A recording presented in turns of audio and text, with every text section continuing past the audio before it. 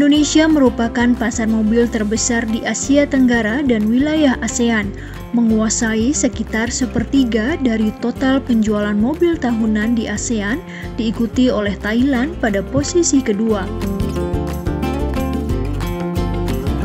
Menurut catatan data Gabungan Industri Kendaraan Bermotor Indonesia, Gaikindo, penjualan mobil di Indonesia tahun 2019 mencapai kurang lebih 1.030.000 unit mobil, sementara Thailand hanya menjual sekitar 1.007.000 unit mobil.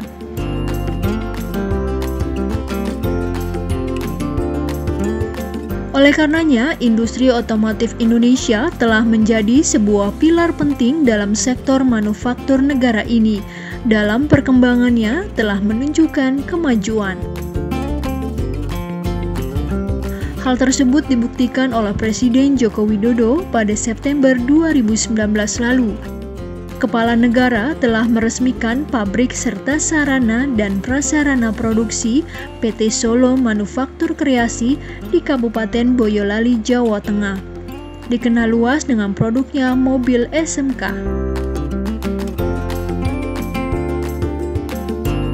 Peresmian pabrik yang dilakukan olehnya tersebut merupakan bentuk dukungan secara pribadi terhadap pengembangan industri otomotif nasional. Berdirinya pabrik tersebut menandai langkah dan upaya awal bagi merek Indonesia untuk meningkat ke level manufaktur dan membangun industri otomotif lokal. Mobil SMK ini adalah brand dan prinsipalnya Indonesia. Brand dan prinsipal Indonesia. Ini adalah merek kita sendiri yang sudah dirintis kurang lebih 10 tahun yang lalu oleh para teknisi, oleh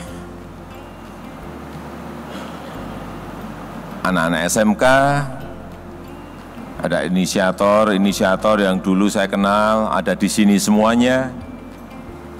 Tetapi yang namanya membuat mobil itu kan hanya tidak memproduksi saja, tetapi juga bagaimana menjualnya.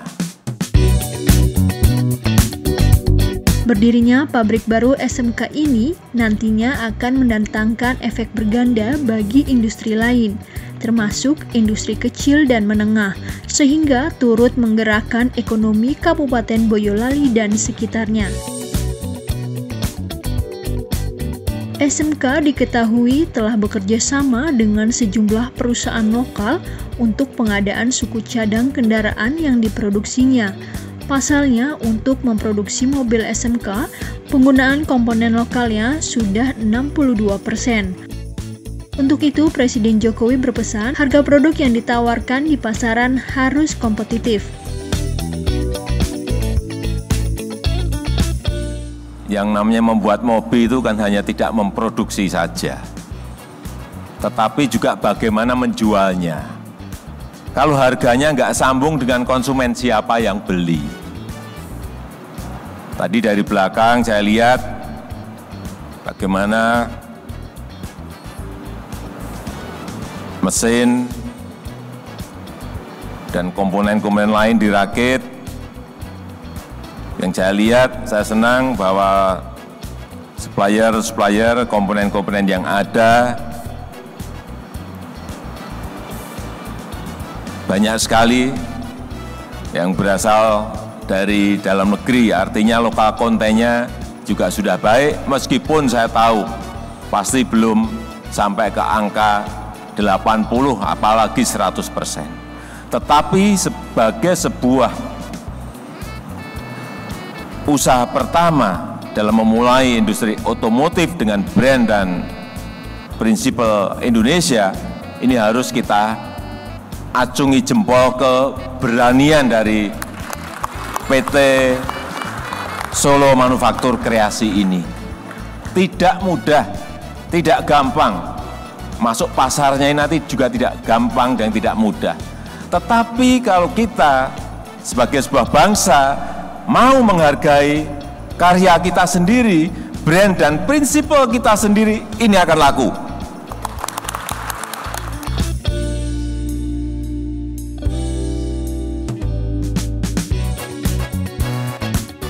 Dalam kunjungannya tersebut, Presiden diajak untuk menyaksikan proses perakitan yang berlangsung. Semua dikerjakan oleh putra-putri Indonesia. Tak lupa, Presiden juga menjajal langsung model angkutan niaga SMK Bima. SMK Bima meluncur di pasaran dalam 2 varian, yaitu dengan kapasitas mesin 1200 cc dan 1300 cc. Mobil komersial bertipe pick-up ini dibekali dengan mesin tipe SOHC atau Single Overhead Camshaft menggunakan bahan bakar gas dan bensin dengan kapasitas full tank sebesar 40 liter. Selain dari besaran kapasitas mesin, perbedaan antara Bima 12 dan 13 terletak pada kapasitas ruang kargo yang dimiliki. Mobil SMK memang perlu kita apresiasi agar dapat bersaing dengan produk mobil negara lain. Jangka panjangnya, pemerintah berharap Indonesia dapat menjadi sebuah negara pemanufaktur mobil independen, di mana memproduksi unit mobil yang seluruh komponennya dimanufaktur di Indonesia.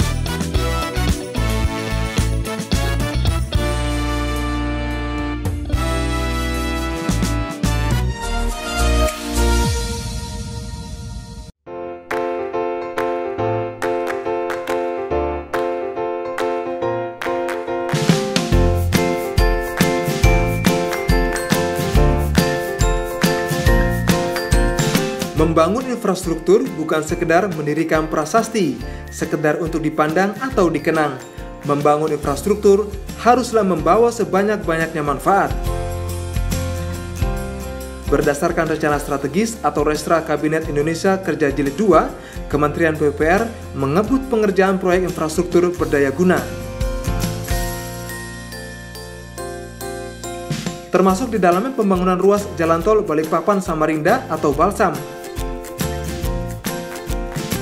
melintasi beberapa wilayah Provinsi Kalimantan Timur. Selain jalan dan bangunan yang megah, Kementerian PUPR juga membuat infrastruktur pendukung kesehatan masyarakat.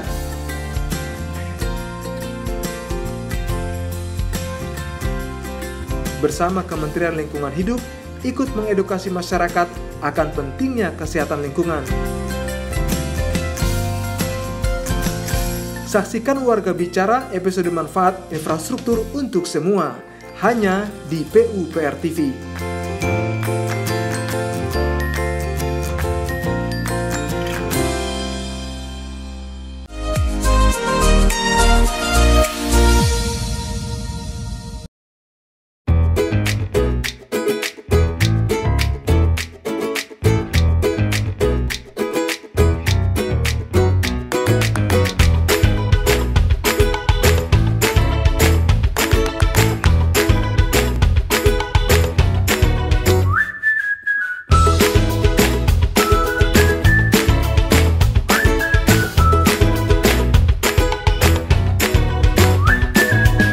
Bentuk dukungan Presiden Joko Widodo terhadap industri otomotif Indonesia terlihat juga di acara pelepasan ekspor perdana kendaraan niaga yang diproduksi oleh PT Isuzu Astra Motor Indonesia.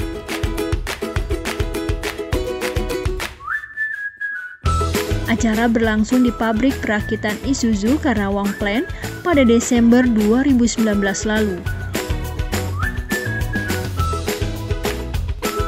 Presiden Jokowi melepas mobil bertipe pick-up atau dikenal dengan nama Isuzu Traga.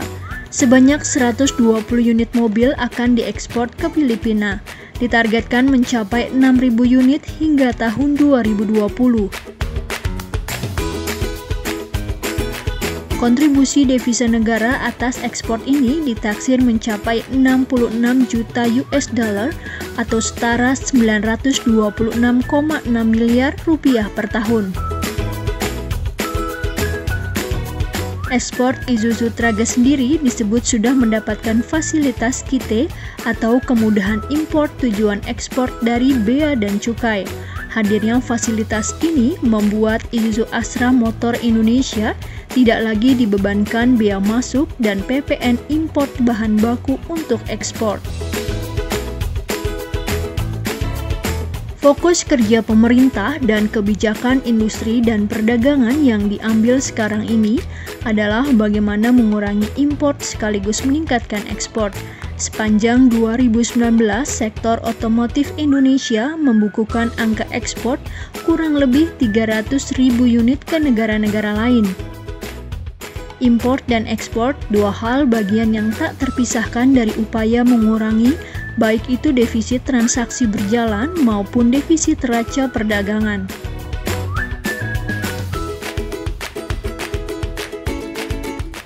Kita berharap current account defisit kita semakin mengecil dan semakin nantinya neraca perdagangan kita juga bisa surplus. Jangan sampai impornya lebih banyak dari ekspor. Kalau defisit transaksi berjalan rampung, defisit neraca perdagangan rampung, kita dengan negara manapun tarung berani.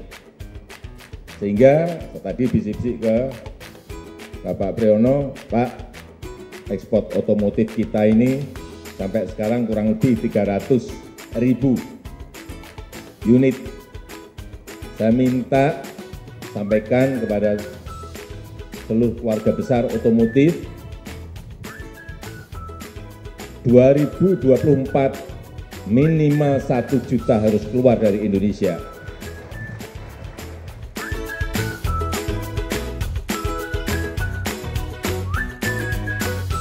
Isuzu Traga menjadi produk terbaru Isuzu Indonesia di segmen medium pickup, lantaran terinspirasi dari kebutuhan pasar nasional akan sebuah pickup. Pickup yang dibanderol dengan harga 190 juta rupiah ini memiliki beragam keunggulan. Memiliki dimensi panjang 2,8 meter, lebar 1,6 meter, dengan luas kargo 4,6 meter persegi. Besarnya kargo mampu membuat lebih banyak barang bawaan bagi kebutuhan pengangkutan industri, jasa ekspedisi, maupun usaha lainnya.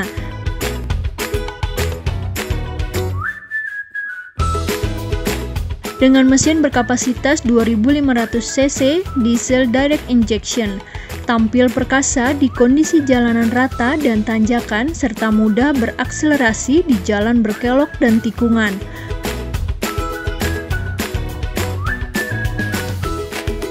Menariknya, mobil ini juga dibekali dengan perangkat hiburan yang bisa menghilangkan rasa bosan di kabin.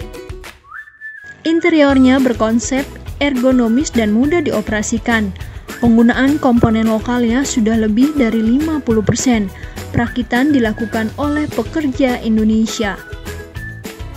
Dalam kesempatannya, Presiden juga mengapresiasi bahwa PT Isuzu Astra Motor Indonesia telah bermitra dan memberikan pelatihan-pelatihan dunia industri bagi SMK-SMK di sekitar kawasan industri tersebut. Saya sangat menghargai pada PT Isuzu Astra Motor Indonesia yang juga telah bermitra bekerjasama dengan SMK-SMK di sekitar industri ini, baik dalam memberikan training-training kepada siswa-siswa SMK, memberikan contoh-contoh, memberikan cara-cara kerja yang baik, menularkan budaya kerja, disiplin kerja keras yang baik pada mereka, dan juga saya sangat menghargai apabila mereka juga bisa diikutkan nantinya setelah lulus menjadi karyawan di PT Isuzu ini. PT Isuzu Astra Motor Indonesia berencana untuk memperluas negara tujuan ekspor hingga lebih dari 20 negara. Tidak hanya menyasar ekspor untuk pasar di wilayah Asia Tenggara saja, tapi juga merambah ke Timur Tengah, Amerika Latin, serta beberapa negara di Afrika. Presiden Jokowi meminta pihak-pihak terkait untuk optimistis dalam mengejar target tersebut, meyakini bahwa dengan target yang terukur, industri Indonesia mampu mencapai target besar tersebut.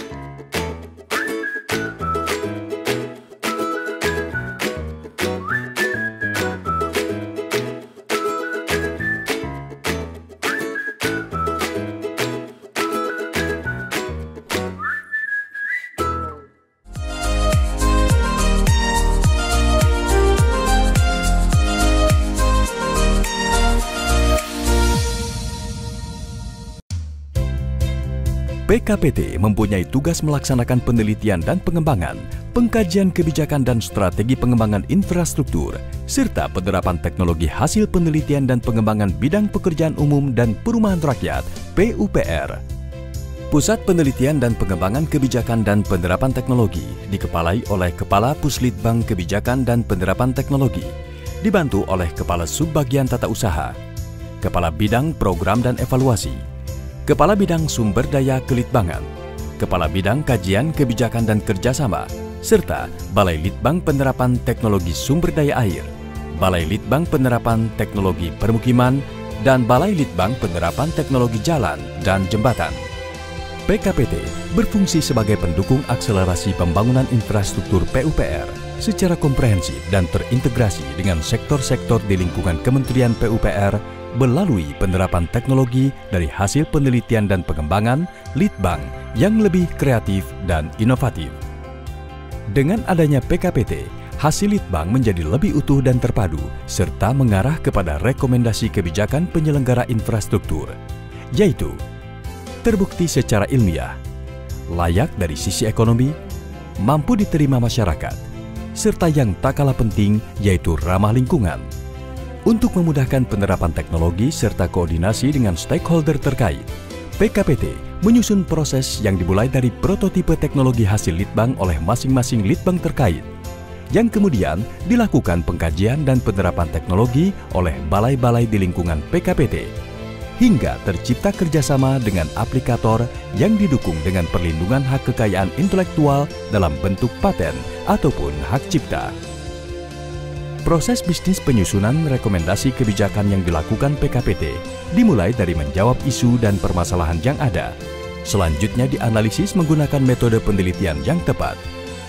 Dan pada akhirnya menghasilkan rekomendasi kebijakan yang dibutuhkan pimpinan dalam pengambilan keputusan. Keberhasilan dari penelitian tak lepas dari sumber daya manusia yang kami miliki. PKPT didukung oleh SDM yang terdiri dari para peneliti handal, perekayasa, dan jabatan fungsional lainnya.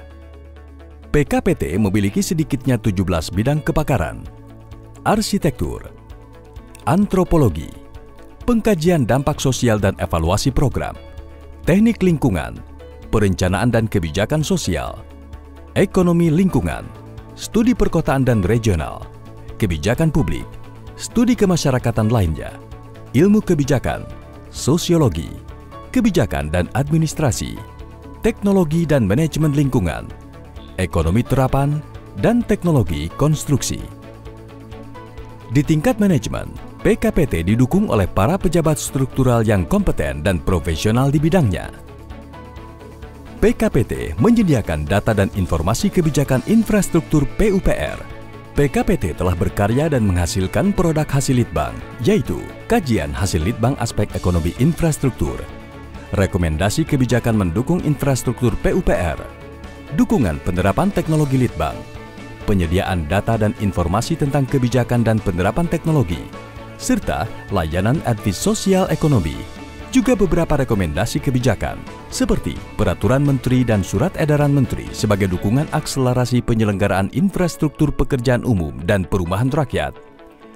PKPT juga menghasilkan produk Litbang terapan, yaitu Strategi Akselerasi Pengadaan Tanah untuk Pembangunan Infrastruktur PUPR, kajian pengendalian pembangunan di kawasan ekonomi khusus berbasis daya dukung dan daya tampung, kajian perhitungan opportunity cost untuk peningkatan efektivitas perencanaan OP infrastruktur PUPR, Litbang potensi penerapan teknologi perumahan dan permukiman, SPAM, dan sanitasi mendukung penanganan kawasan kumuh. Guna mendukung stakeholder internal dan eksternal, PKPT membangun pusat data dan informasi, antara lain Laboratorium Kebijakan Infrastruktur PUPR, Instrumen Pemetaan Data Socycling Sistem Inovasi Teknologi Hasil Litbang, Teknologi Online Electronic Office System, Perpustakaan Online, Repositori Hasil Litbang, Jurnal Online, serta beberapa aplikasi untuk mendukung aspek non-teknis dalam pembangunan infrastruktur PUPR. Penyelenggaraan infrastruktur pekerjaan umum dan perumahan rakyat dimulai dari tahap gagasan, perencanaan, pelaksanaan, hingga monitoring dan evaluasi beberapa karya tersebut, seperti Advis Inovasi Tata Kelola Teknologi Updating mendukung penyediaan air minum, Advis Pemetaan Sosial Ekonomi dan Lingkungan, Advis Pembangunan Jalan, Advis Pembangunan Jembatan. Untuk informasi lebih lanjut, kami bisa dihubungi di http://litbang.pu.go.id/pkpt, email pkpt@pu.go.id, telepon 021 727 84641, atau kunjungi media sosial kami Puslitbang Kebijakan dan Penerapan Teknologi, Facebook @puslitbangkpt, Twitter @puslitbangkpt, Instagram @puslitbangkpt, YouTube PKPT Kementerian PUPR. Inovatif, kreatif, dan berkelanjutan.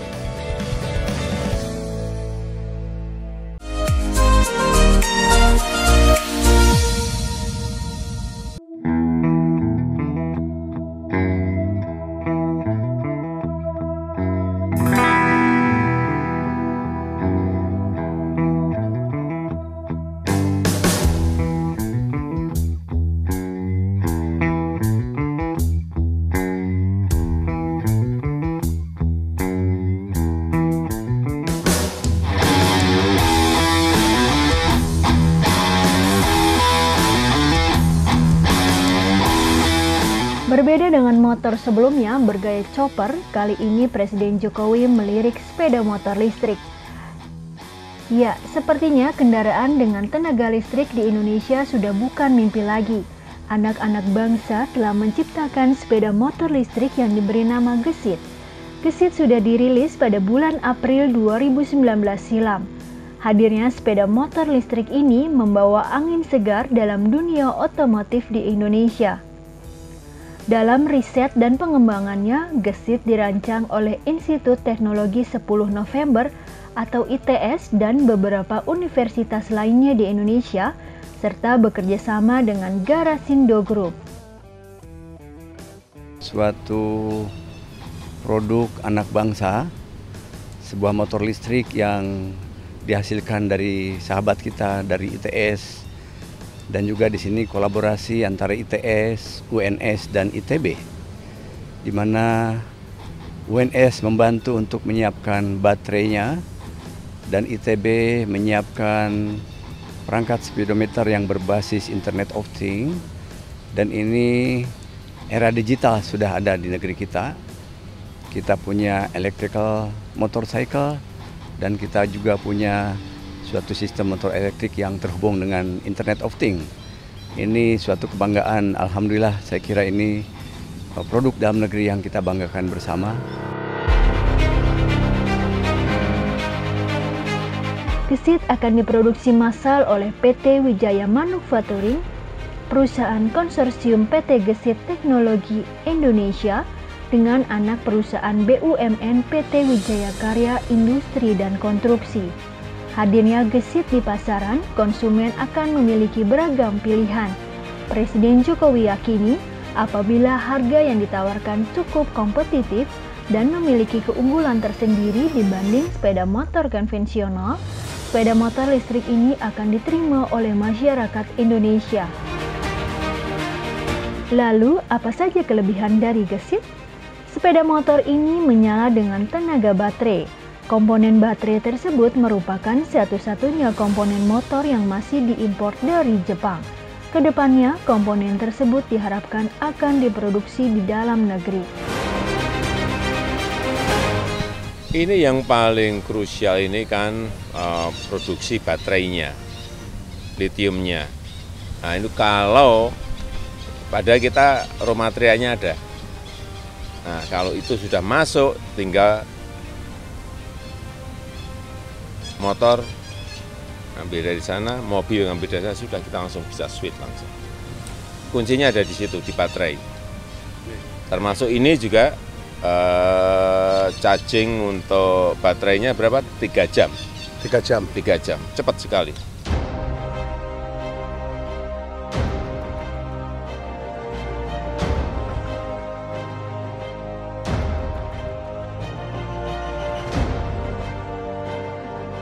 Gesit ditenagai oleh baterai litium-ion dan dapat menempuh jarak sejauh kurang lebih 100 km untuk 1 kali pengisian baterai dengan lama pengisian kurang lebih 3 jam. Sepeda motor listrik ini bisa berlari kencang kok, mencapai kecepatan dari 0 sampai 50 km per jam hanya dalam waktu 5 detik saja. Gesit dibuat dengan fitur-fitur keren dan modern. Bisa melihat semua informasi tentang motor dari panel digital, seperti kecepatan, jarak tempuh, kondisi baterai, dan jam. Bodi motor dibuat ramping dan bobotnya hanya seberat 94,5 kg. Gesit dibanderol 22–23 juta rupiah per unit. Di halaman Istana Negara, Presiden Jokowi pun telah membuktikan bahwa sepeda motor listrik Gesit nyaman dikendarai. Kecepatan sudah diuji coba sampai ke Bali nggak ada masalah. Dari mana ke Jakarta, Bali. Jakarta ke Bali nggak ada masalah. Tadi saya coba karena nggak ada suara knalpotnya, jadi saya senang yang greng. Ini tadi nggak ada, jadi agak bingung menyesuaikan apa itu, nggak ada knalpotnya, nggak ada suara greng-grengnya, jadi halus sekali dan ini sangat ramah lingkungan. Presiden Jokowi menjadi pembeli pertama motor Gesit, namun harus direlakan karena sepeda motor listrik ini diikutsertakan dalam acara lelang virtual di konser Berbagi Kasih bersama Bimbo Bersatu Melawan Corona pada 17 Mei 2020 lalu. Gesit makin spesial karena ada tanda tangan Presiden Jokowi pada bagian depan motor.